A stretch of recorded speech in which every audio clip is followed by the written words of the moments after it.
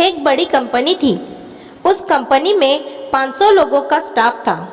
उस कंपनी के बॉस हर साल 25 दिसंबर को अपने स्टाफ के सभी लोगों से एक हजार रुपये लेकर उन सभी का कुल 5 लाख रुपए जमा करते थे और खुद अपना उसमें 5 लाख जोड़कर कुल 10 लाख की लॉटरी का ड्रॉ करते थे। उस लॉटरी में जिसका भी नाम निकलता था उसे 10 लाख मिलता था। उस कंपनी में साफ सफाई करने वाली एक काम वाली को पैसे की बहुत ज़्यादा ज़रूरत थी, क्योंकि उसको अपने बेटे का ऑपरेशन करवाना था। लॉटरी एक जुगार का खेल है, ये तो हम सभी जानते हैं।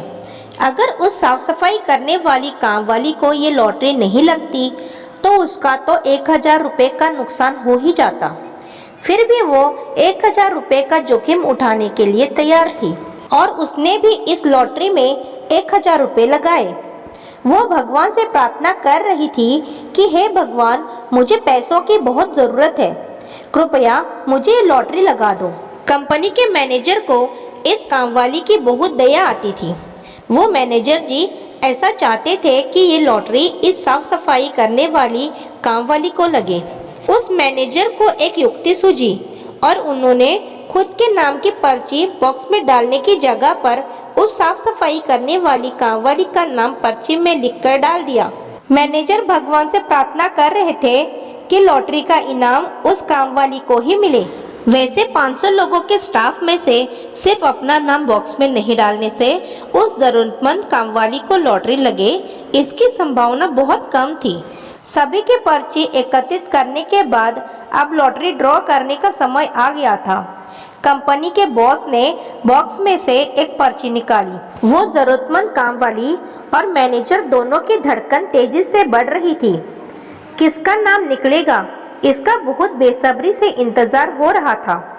एक ही पल में कंपनी के बॉस ने विजेता का नाम घोषित कर दिया। जैसे कोई चमत्कार हो गया हो, वैसे उस लॉटरी की विजेता थी वो साफ सफाई करने वाली कामवाली। उस कामवाली के आंख में ये सुनकर आंसू आ जाते हैं। उस मैनेजर की आंखों में भी खुशी के आंसू आ जाते हैं।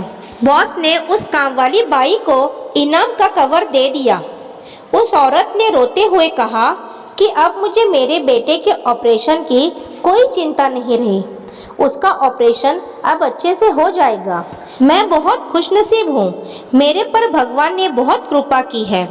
वो मैनेजर उस लॉटरी के बॉक्स के पास जाकर खड़े हो जाते हैं और उन्होंने बॉक्स में से दूसरी एक पर्ची भी उठाई और देखा तो उसमें भी उस साफ सफाई करने वाली कामवाली का नाम निकला। ये देखकर उन्हें आश्चर्य हुआ कि ये कैसे हो सकता है। उन्होंने फिर तीसरी पर्ची बॉक्स में से निकाली और खोल के देखा तो उसमें भी उस साफ सफाई करने वाली कामवाली का ही नाम था। फिर मैनेजर ने सभी पर्चियां खोल के देखी, सभी में उस साफ सफाई करने वाली कामवाली का नाम था। अब वो मैनेजर बहुत खुश हो जाते हैं और उन्हें ऐसा पता चल जाता है कि सिर्फ मैं ही नहीं बल्कि सभी ने मिलकर उस साफ सफाई करने वाली कामवाली की मदद की है। अगर कंपनी के सभी लोग चाहते तो उस साफ सफाई करने वाली कामवाली को बिना लॉटरी ड्रॉ किए हाथ में कैश देकर उन्हें मदद कर सकते थे, किंतु उन्होंने ऐसा नहीं किया और उस कामवाली को अपने हक का उसे मिला है ऐसा महसूस करवा के मदद की। हमें ये बात हमेशा याद रखनी चाहिए कि अगर हम किसी की मदद करते हैं तो उसे लाचारी का एहसास ना हो, ऐसे मदद करनी चाहिए। अगर हमने ऐसे मदद की तो वो सही अर्थ में मदद कहलाएगी। मेरे प्यारे दोस्तों, आपको ये वीडियो पसंद आई हो तो मेरे चैनल को सब्सक्राइब ज़रूर कीजिएगा। धन्यवाद।